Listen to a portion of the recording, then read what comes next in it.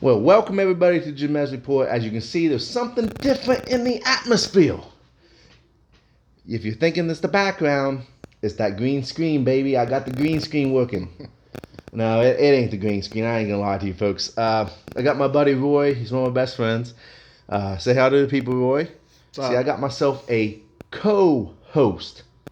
Someone to help me out, or a special guest for the day. It's WrestleMania Day. Most importantly, it's Rusev Day, better known as me on AEW. So, what's up, man? What's going on? I haven't seen you in a little bit. I know what, but 3 weeks? About 3 weeks. We was a little, Yeah. our third party is locked down. Yeah, He's not allowed to come. got a little bit of trouble. Some of you fellas know what we're talking about. You know, you're not allowed to come. Yeah. So yeah, I'm actually surprised you, man. I'm actually thankful, you invited me over, for one, That's cool. to watch WrestleMania. We're watching WrestleMania Night 1 together. And, we got a lot of stuff we're going to talk about. First and foremost, because I didn't know you was a wrestling fan until back, 2018, 2017 Fastlane. Yeah, I know. But we went together, but not together, because some people can't afford to go. Well, Some people got cheap seats. Some people got the radio call-ins. I got the radio call-in. That's right. That's right. You did have radio call-in. My better half surprised me with tickets. So. Well, at least you support your hopes and dreams, man. Well, any way I can, man. Jesus. I'm about to end the video right now. First time, long time. This will be the last time you see Roy. Yep. So, what got you into wrestling, man? How long you been watching? I think it's my grandpa, because he was a true wrestling fan. He always Saturday night 6:05. He was watching on the dot. Yeah, on the dot. And when you're at your grandparents' house, got to watch what they watch, and just happened to be in the living room with him when it come on. Of course, he would shh. Wrestling getting ready to start. Ain't no talking. Just sitting there watching. Then, of course, that's when Ric Flair was on there with the Four Horsemen, and you can't go wrong not liking that. No. And just the way he talks, the way his promos, it's just it's phenomenal. He is. The way I look at Ric Flair, man, he is if you want to learn how to do a promo, you watch that boy. You gotta watch him. Yeah, just go on YouTube, type Ric Flair promos. Yeah, that's all you have to do. Styling, profiling, jet flying, wheeling, dealing, kiss stealing, son of a gun. Yeah, so that's basically what. And then slowly but surely, I've started getting into it, and then I gotta know, man. In your opinion, what is the best era of wrestling? You got more experience than I do. It's probably the 90s, probably. Attitude Era. Yeah, the Attitude Era. Yeah. I think anybody. And when WWE, WWF was going up against WCW, that was pure money right there. Oh, that's prime right there. And you kind of see it now with AEW, because you got AEW is the competition to WWE. It's not I don't think it's on the scale of WCW. No. But it has the potential to do that. Yeah, it does. Because, for one, they have the money to do it. They can do anything they want. Tony Khan is worth, I don't know how much, but he's worth billions. Jaguars can't win a game, but he's winning. He's winning when it comes to pro wrestling. Yeah, so I think that's what's helping AEW out. And plus, they got old school people, veterans like Jericho, Chris Jericho, and got the Young Bucks. Who founded it. You can't. Yeah, you can't go wrong. Yeah. You say Chris Jericho. Talk about promos. That man. Yeah, it's hard to believe how long he's been in. Oh, I know. Wrestling. It's just 30 years? Was it 30? It's over 30. Yeah. 30. Yeah, I think it's 30 exact. Yeah, so that's crazy. That's unreal. It's amazing. But so yeah, with WrestleMania right around the corner, I sent you some notes. I ain't gonna lie, I got you a little bit prepared to be. I had to write down some notes. How hard was it? Was it hard? It was. Because you have to think back all your memories. You do. And it's. Then you got to take stuff out, add stuff in. But what do I really want to take it off? Scratch it off. This will go with it, man. Yeah. Speaking of which, I don't think I mentioned it. If you like the video so far, if you like the content, hit that like button, hit the subscribe button. 100% free. And that way you always get the up-to-date videos. And who knows? Maybe if you're around my area, I can try to get you a way onto the show so you can talk and tell me about your past and things like that. So, when I asked you, the first question I asked you, what is your top 3 WrestleMania matches all time? I mean, it's WrestleMania. Oh, top 3 matches. I had to narrow it down to 3, huh? Yeah, yeah. Not a top 10, top 5. I mean, trust me, 3. people ain't got time to listen to us talk about top 3 and top 5 moments. All right, so the top 3 is. And you're starting from the bottom up. Yeah, I'm starting from 3, 2, 1. Okay. 3, 2, 1. Yeah, and so we're gonna do. I know it wasn't a long match. It was WrestleMania 34. It was John Cena versus The Undertaker. Oh, and if you remember, John Cena was trying to get The Undertaker for all the weeks leading up to that. He was trying to get The Undertaker because he come out and called him out, saying, I challenge you to WrestleMania. And The Undertaker, he never heard nothing back from Undertaker, nothing at all. And then I was watching it, and then finally, and still, he didn't know. He went to the ring. John Cena did. WrestleMania 34. He went to the ring. The lights went out. Yep. And then here come Elias. And he was all kind of mad. Boy, he was. Oh, I know. He was all kind of mad. And of course, Elias, you know how Elias is.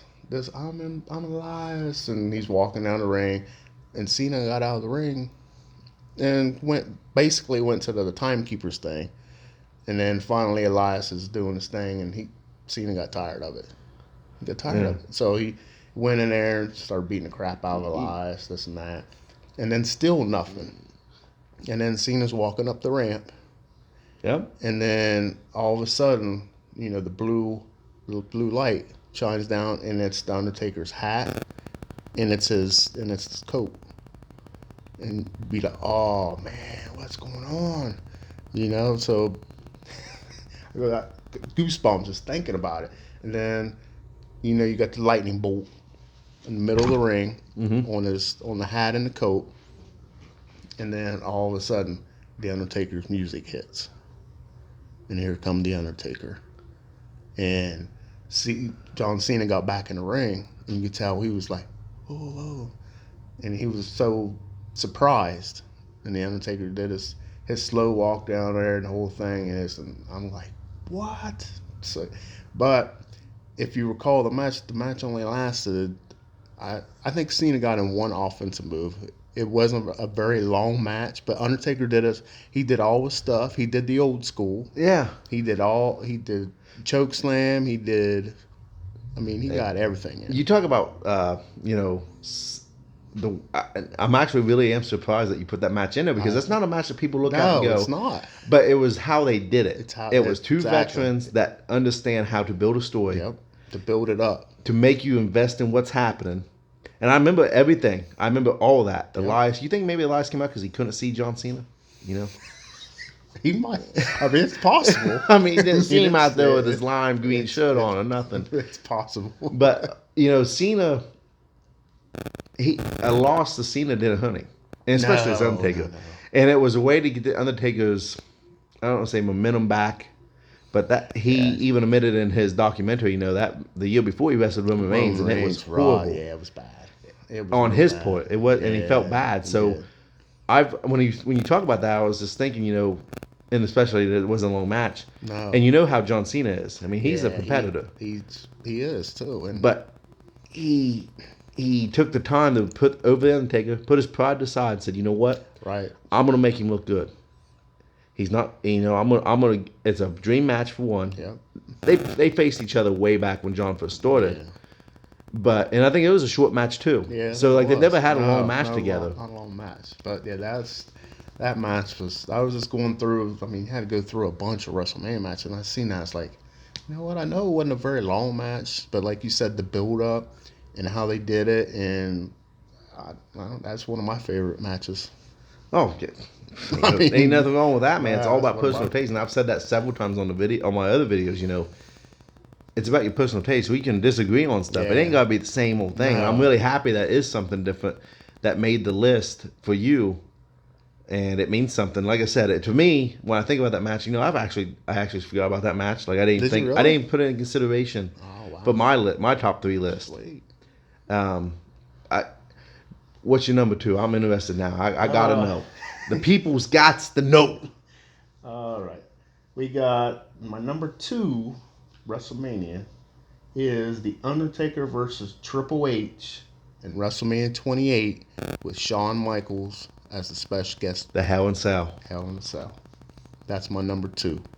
I Because of the story going on with all of that, when Shawn Michaels, couldn't beat the Undertaker, and so now Triple H had to try beat the Undertaker, and then my lasting image of that is at the end of that match when all 3 of them they walked up the ramp, and all 3 of them are like basically hugging Triple H. Yeah.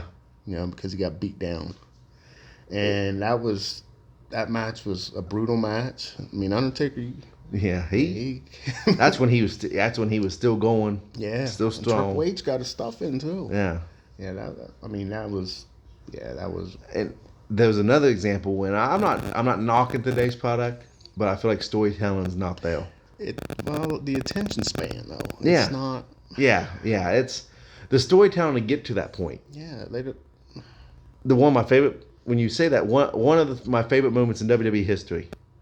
I don't know if you remember, but it was in that storyline build-up. And Undertaker's out there talking to Triple H. It might have been the 3rd week they encountered each other, or the 2nd, but they bring Shawn out. And they bring him in the ring, and they're all having their promos, and they're talking to each other. And Undertaker said something, when I said Shawn Michaels is better than you, he is. And he just walked out of the room. Yeah. And Shawn Michaels, of course, being Shawn Michaels, was like, right. He just sped up like that, and right in front of Triple H. I mean, because they're best friends anyway, but it was just like that. And I have to agree with the Undertaker. If you look, see, I ain't gonna let you get your number 1 just yet. I'm gonna break down my 2. All right, we'll do it. We'll build the suspense, build it up, or storytelling. Right. Storytelling right now. Make them wait. Got to. For me, I have an honorable mention. It didn't make the list. Okay, well, but it was right. I mean, it was right there. Can I do my honorable mention then? Because I got an honorable mention. You got an honorable mention? Yeah, go ahead. I got it in, man. It's Bret Hart versus Stone Cold in a submission match, WrestleMania 13, where he never gave up. It was an I Quit match, and it's when he was all bloody. He hit the turnbuckle and it busted him open, and Bret Hart did him in a sharpshooter. Was it the turnbuckle? I thought it was when he hit with the bell. Bret takes the bell. No, I think it was turnbuckle. It might. Either one. Either way, he was busted open. He's laying there. Busted open an I Quit match, and he never gave up. But he passed out because, like he said, he had more blood coming out of his head than was pumping in his heart. That's why he just passed out.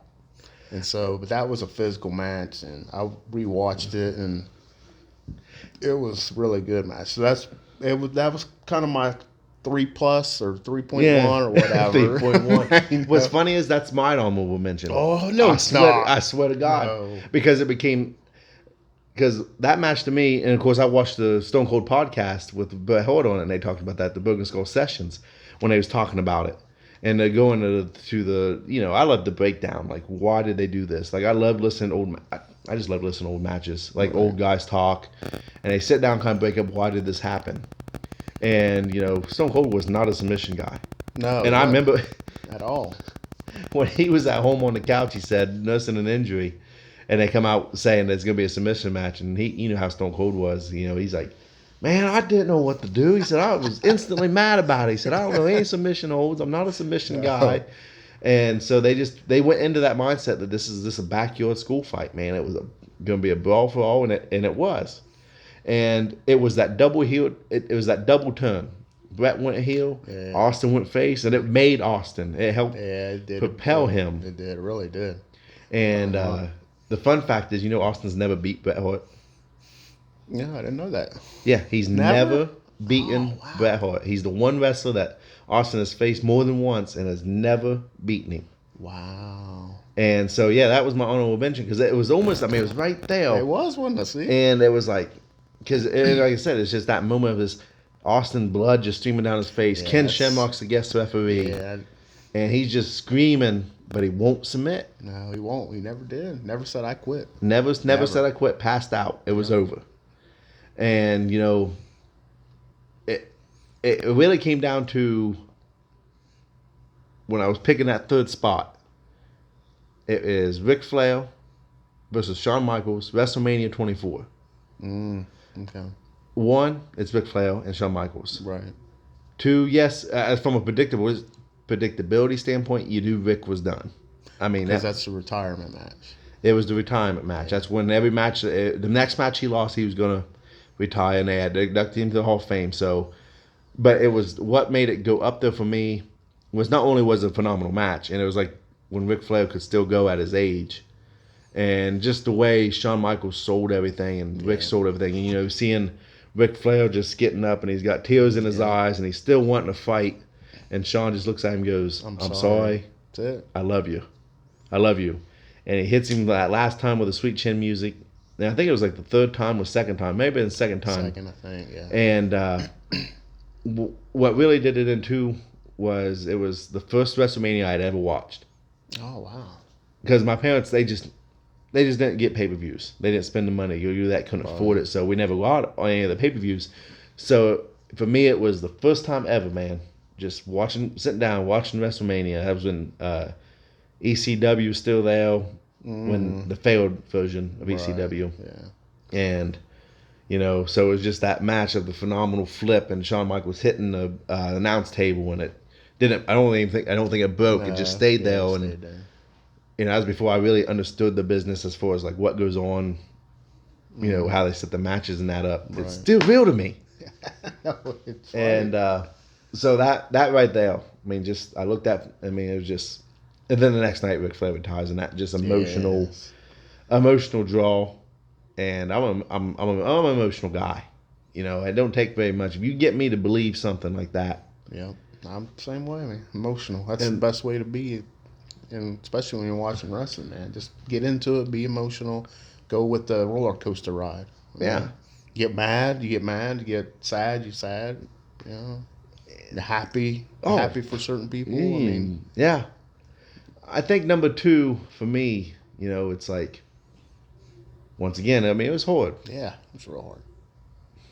Number 2 for me, Shawn Michaels versus Undertaker, the first go around. The first time. And I'm thinking that was WrestleMania 25. Yeah, somewhere in there. 25 or 26. I mean, if someone knows, correct me on that.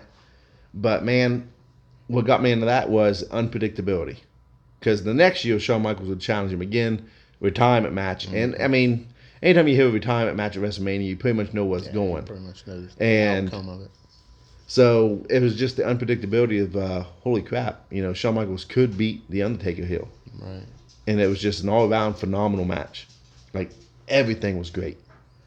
And, you haven't seen these guys in the ring together very often, especially since 1997 when the first Hell in a Cell took place. Yeah. And... So, and Shawn was in a different place at this time. Undertaker's in his prime, you might as well say, still. Prime Taker. And, I mean, everything just gelled so well. It got you excited. It kept you drawn in. Like I said, there were so many false finishes. I didn't know who was going to win. No. Anyone. I mean, if Undertaker's streak was going to get beaten by anybody at that time, why not Shawn Michaels? Yeah. Why not Shawn Michaels? Mr. WrestleMania himself, which Seth Rollins is... trying to claim that title now with Mr. WrestleMania. He did it on SmackDown, but yeah. So I mean, it was just that moment. Right. Yep. All right. Now everybody wants to know, Roy, who, what, when, which one got number 1? I might have some bad news, man. Bad news. Yeah. It was your number 3. My number 3? number 3. I swear. It's my number 3. The retirement match between Ric Flair and Shawn Michaels. That was mine. Just because how, like you were saying, how invested you was in it. And how emotional you got when, like you said, when you seen Ric Flair up. And then when Shawn Michaels said that. And then super kicked him. And then that was it. Done. And then gave him a hug. I mean, that was my number 1, man. You can't go wrong with that. Look at it. I mean, we had the same. Out of all the WrestleMania matches. Wow. My number 1. I can't believe it's not on. I know. I'm ready to hear I can't believe you didn't name it. I'm ready to hear it. Are you ready? I'm ready. And then was it Triple H? Are you ready? It's The Rock versus Hulk Hogan.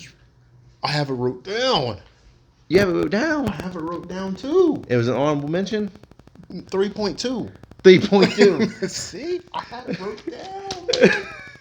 Rock versus Hogan. Yeah. When they come out, what was that? WrestleMania 18 is when they come out, and for over a minute, the build to that, when they got to the ring, when fans were cheering, and then they would come to the center, and then they would look to the left, look to the right, do that. That lasted almost 2 minutes. The suspense. Just doing that. And for me, it's like, what got it number 1, and this, to me, it's the greatest WrestleMania match to ever take place. Really? Not because of the in-ring work per se.